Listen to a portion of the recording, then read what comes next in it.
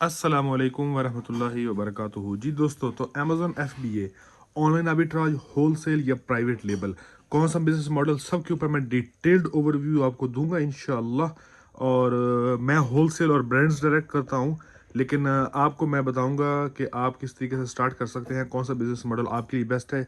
जाहिर है ये ओवरव्यू होने वाला है, इस तरीके से मैं आपको दूंगा। ये बाय द वे हमारा न्यू वर्किंग बेंच है, इसके ऊपर यहाँ प्रोडक्ट लेबलिंग होती है।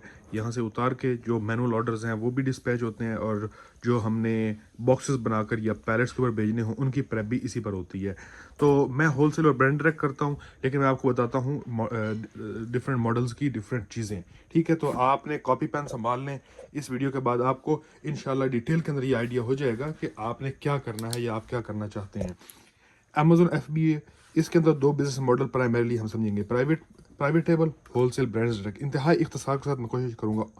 प्राइवेट लेवल के अंदर आप अपना ब्रांड लॉन्च करते हैं, उस ब्रांड के बारे में लोग चूंकि जानते नहीं है, तो क्यों आपको उसकी मार्केटिंग करनी होगी। लेकिन उससे पहले, ब्रांड लॉन्च करने से पहले, आपको प्रोडक्ट और मार्केट रिसर्च करनी होगी। कौन सी प्रोडक्ट लॉन्च करना चाहते हैं, किस तरह की वो प्रोडक्ट है, और उसकी फिर मार्केट के ऊपर रिसर्च की, उसकी मार्केट के डायनेमिक्स क्या हैं, उसकी डिमांड क्या है, कंपटीशन क्या है, कस्टमर्स का बिहेवियर क्या है, उनका रिएक्शन क्या है, एग्जिस्टिंग मार्केट के अंदर उनका फीडबैक क्या है, डिमांड क्या है, वगैरह वगैरह वगैरह। उस प्रोडक्ट की आपको मैन्युफैक्चरिंग करवानी होगी। मैन्युफैक्चरिंग के लिए आपको अच्छा खासा बजट चाहिए, और टिपिकली मैन्युफैक्चरिंग आप चाइना या लोकली करवाएंगे। मैं प्रेफर करूंगा कि अगर आप प्राइवेट लेवल शुरू करना चाहते हैं तो कोशिश करें लोकली करवाएं। अब डिपेंडिंग ऑन कि आप उसकी मैन्युफैक्चरिंग लोकल करवाते हैं या चाइना से करवाते हैं, आपकी प्रोडक्ट और मार्केट रिसर्च उसके मुताबिक होगी।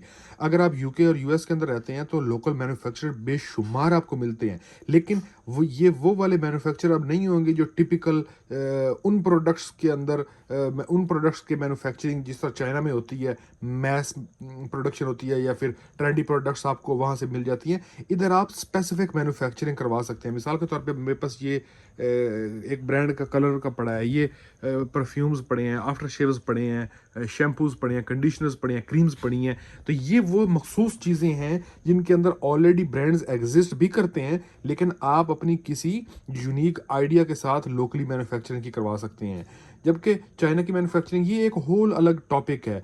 लेकिन इसमें जो असल बात समझने की ये है कि ये ब्रांड आपका ऑलरेडी एग्जिस्ट नहीं करता, तो आप इसको ज़ीरो से लॉन्च कर रहे हो। आपको उसकी तमाम शुरू से लिस्टिंग नहीं लगानी पड़ेगी, जिसके अंदर ये खुद एक सेपरेट टॉपिक है, बाकायदा लिस्टिंग क्रिएशन।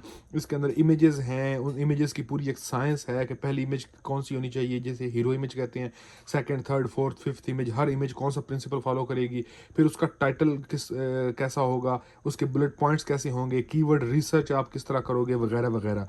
ये सारा कुछ करने के बाद भी अभी भी ये गारंटेड नहीं है कि आपकी ये प्रोडक्ट बिकेगी। तो उसके लिए क्यों गारंटेड नहीं है? क्योंकि market dynamics could change any time. अच्छा जी, और दूसरी चीज़ ये कि आपकी ये प्रोडक्ट पहले कभी बिकी नहीं, एग्जिस्ट ही नहीं करती, तो ये अमेजोन के पहले पेज पे नज़र नहीं आएगी, दूसरे, तीसरे, चौथे, आखिरी पेज पे नज़र आएगी। और सेल ज़्यादातर होती है पहले पेज पे। तो पहले पेज पे लाने के लिए आपको मार्केटिंग और लॉन्च स्ट्रेटजीज डेवलप करनी पड़ेगी। मार्केटिंग के अंदर आप बहुत सारी चीज़ें चूज़ कर सकते हैं। इन्फ्लुएंसर मार्केटिंग कर सकते हैं, गिव अवेज कर सकते हैं, या फिर जो टिपिकल PPC मार्केटिंग है, पे पर क्लिक। लेकिन ये सारे बड़े एक्सपेंसिव मॉडल्स हैं, तो इसलिए क्या आपको इसमें आना चाहिए? मैं इसमें आने से हमेशा लोगों को मना करता हूं, अनलेस कि you are already convinced. For example, आपकी कोई एंटरप्रेन्योरल इंस्टिंक्ट है और आप किसी आइडिया के बारे में यकीन रखते हैं, आपको आपकी इनर कॉलिंग है, आपकी इंट्यूशन है, आपका बिलीफ है उस चीज़ के अंदर, तो फिर तो ये चीज़ आपके लिए है, क्योंकि वो ओरिजिनली विजन आपकी है। मिसाल के तौर पे, आप कॉफ़ी यूज़र हैं, आपने कॉफ़ी छोड़ के आप आ गए माचे के ऊपर, हेल्थ रीजंस की वजह से। किस वजह से? हेल्थ रीजन की वजह से कॉफ़ी छोड़ के आप आ गए माचे पे। अब हेल्थ रीजन की वजह से, लेकिन अब आपने वो पेन पॉइंट्स महसूस करने शुरू किए माचो के यूजर बनने के बाद कि यार कॉफी जिंदगी से निकल गई। वो क्या दिन होते थे जब हम कॉफी पिया करते थे, हल्की हल्की बारिश हुआ करती थी, साथ हम ब्राउनीज खाया करते थे बैठकर, और साथ ये चीज होती थी। तो वो दिन आपको याद आते हैं। वो आप कॉफ़ी मिस करते हैं, लेकिन हेल्थ रीज़न की वजह से हेल्थ कॉन्शियस आप हो गए हैं, आपकी जो भी रीज़न है, तो अब आप कॉफ़ी की तरफ जाना नहीं चाहते, माचे पे आप आए हुए हैं। तो आपने कहा कि मेरे जैसे और भी तो हज़ारों लोग होंगे जो बेचारे हेल्थ रीज़न की वजह से कॉफ़ी छोड़ के माचे पे आए हैं, तो बैठे-बैठे आपका अब एंटरप्रेन्योरियल ज़ेन था, आपको एक विज़न आई कि क्यों ना मैं लोकल किसी मैन्युफैक्चरर से बात करूँ कि यार माचे के अंदर मुझे कॉफ़ी फ्लेवर दे दो।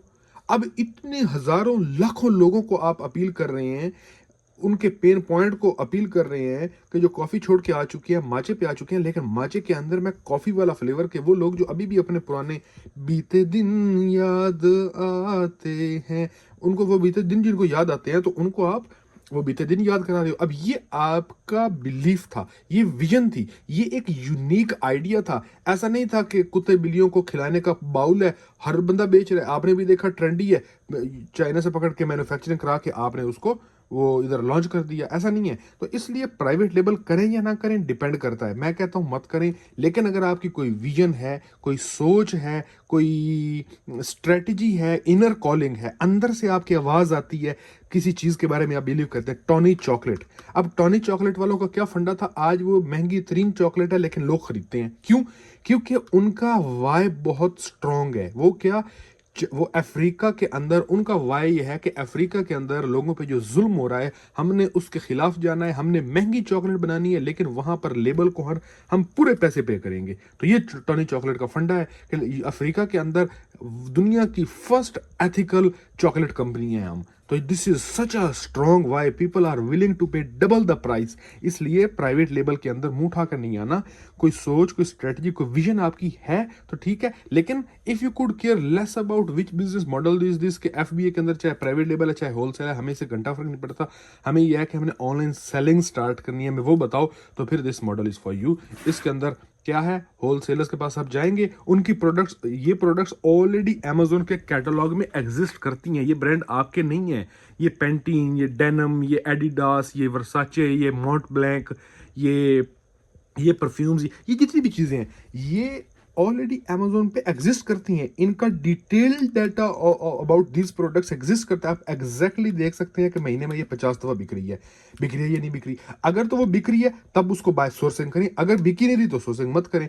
इसमें हमने करना क्या है, सोर्सिंग करनी है, मतलब प्रोडक्ट ढूंढनी है होलसेलर से या ब्रांड से। तो इन होलसेलर्स को ढूंढना और ब्रांड्स को ढूंढना एक खुद एक टैक्टिक है, ये एक स्किल है। तो अगर आपके पास होलसेलर्स और ब्रांड्स आ जाएं तो बस वो आपको फिर प्राइस लिस्ट देते हैं, उससे आप क्या करेंगे, उसको फिर आप एनालाइज करना शुरू कर देंगे। एनालिसिस के अंदर 3-4 पार्ट है। सबसे पहला पार्ट है 3 पॉइंट चेक। 3 पॉइंट चेक के अंदर मेनली आपको बता देता हूँ कि आपने ये देखना है कि क्या ये जो आपने सोर्सिंग